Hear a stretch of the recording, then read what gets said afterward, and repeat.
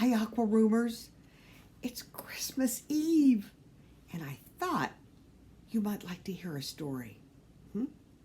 So I'm going to read to you The Polar Express by Chris Van Allsburg. But it's easier to read if I take the cover off. And, oh, look at the book. Isn't that a beautiful bell? So, here we go. You're going to love the story. You know, you might have seen the movie, but the book is much, much better. So here we go. On Christmas Eve, many years ago, I lay quietly in my bed. I did not rustle the sheets. I breathed slowly and silently. I was listening for a sound a friend had told me I'd never hear, the ringing bells of Santa's sleigh. There's no Santa, my friend had insisted, but I knew he was wrong. Late that night, I did hear sounds, though not of ringing bells. From outside came the sounds of hissing steam and squeaking metal. I looked through my window and I saw a train standing perfectly still in front of my house. Oh, my goodness. Wow.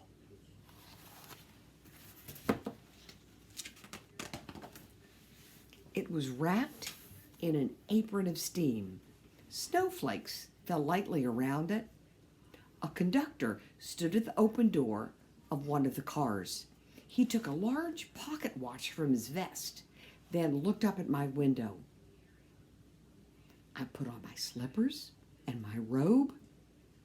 I tiptoed downstairs and out the door. All aboard, the conductor cried out. I ran up to him. Well, he said, are you coming? Where? I asked. Why, to the North Pole, of course, was his answer. This is the Polar Express. I took his outstretched hand and he pulled me aboard.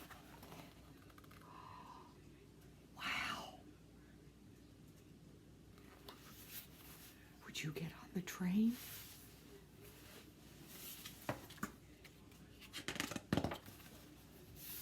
The train was filled with other children, all in their pajamas and nightgowns. We sang Christmas carols and ate candies with nougat centers as white as snow. We drank hot cocoa as thick and rich as melted chocolate bars. Outside, the lights of towns and villages flickered in the distance as the Polar Express raced northward.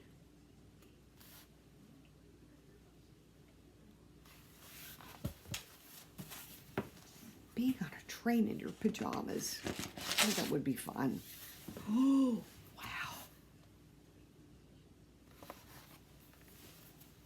Soon, there were no more lights. We traveled through cold, dark forests where lean wolves roamed and white-tailed rabbits hid from our train as it thundered through the quiet wilderness. I like that picture. Ooh. Look at the wolves. Ooh. You know they're far away. We climbed mountains so high, it seemed as if we would scrape the moon.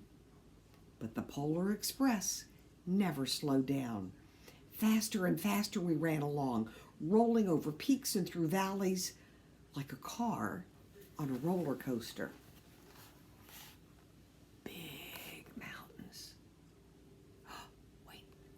Do you see the Polar Express? Yeah. It'll be so exciting. The mountains turned into hills, the hills to snow-covered plains. We crossed a barren desert of ice, the Great Polar Ice Cap. Lights appeared in the distance. They looked like the lights of a strange ocean liner sailing on a frozen sea. There, said the conductor, there is the North Pole. Wow. The North Pole. It was a huge city standing alone at the top of the world, filled with factories where every Christmas toy was made. At first, we saw no elves. They're gathering at the center of the city, the conductor told us. That is where Santa will give the first gift of Christmas. Who receives the first gift, we all asked. The conductor answered, he will choose one of you. Wow, this is tough to see, but do you look? They're filled with elves.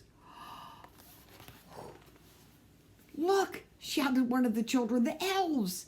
Outside, we saw hundreds of elves. As our train drew closer to the center of the North Pole, we slowed to a crawl. So crowded were the streets with Santa's helpers. When the Polar Express could go no farther, we stopped, and the conductor led us outside. Oh, wait till you see Santa. Look, there he is with the elves. Oh.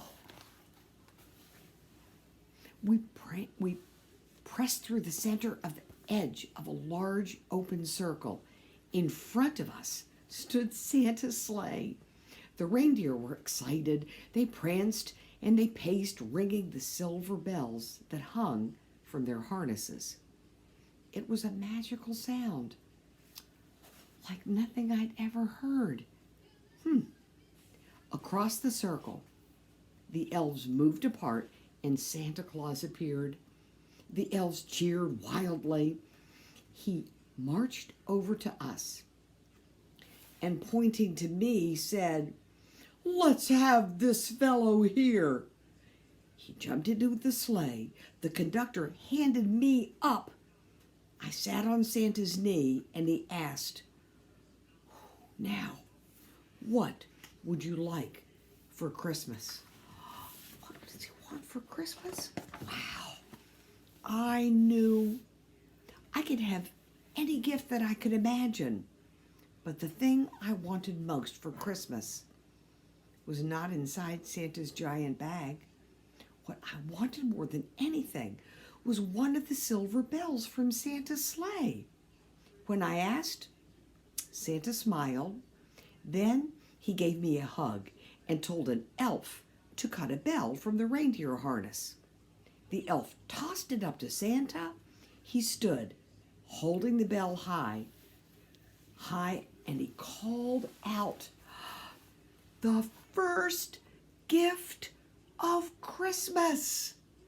Oh, how exciting. A clock struck midnight as the elves roared their approval. Santa handed the bell to me, and I put it in my bathrobe pocket. The conductor helped me down from the sleigh. Santa shouted out the reindeers' names and cracked his whip. The team charged forward and climbed into the air.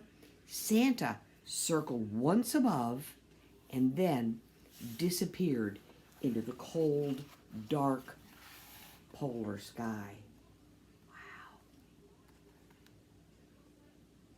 My goodness. Oh no. Oh. This is sad. As soon as we were back inside the Polar Express, the other children asked to see the bell. I reached into my pocket, but the only thing I felt was a hole. I'd lost the silver bell from Santa Claus's sleigh. Let's hurry outside and look for it, one of the children said. But the train gave a sudden lurch and started moving. We were on our way home. It broke my heart to lose the bell. When the train reached my house, I sadly left the other children. I stood at the doorway. I waved goodbye. The conductor said something from the moving train, but I couldn't hear him. "What?" I yelled out. He cupped his hands around his mouth. "Merry Christmas!" he shouted.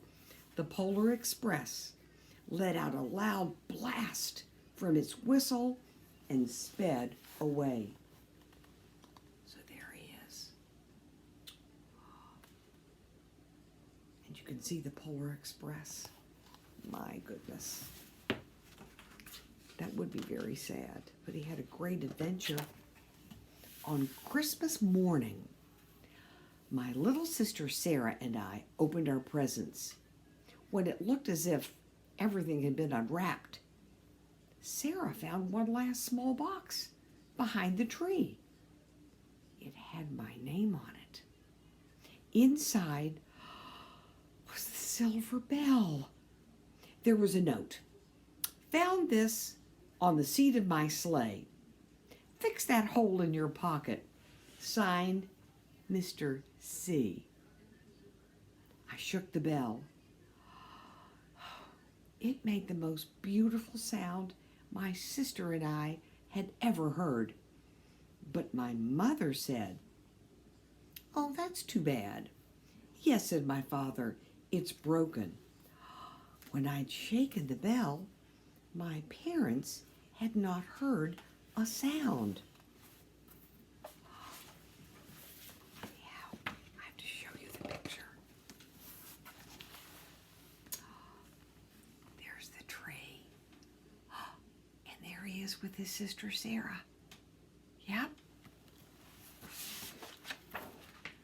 At one time, most of my friends could hear the bell.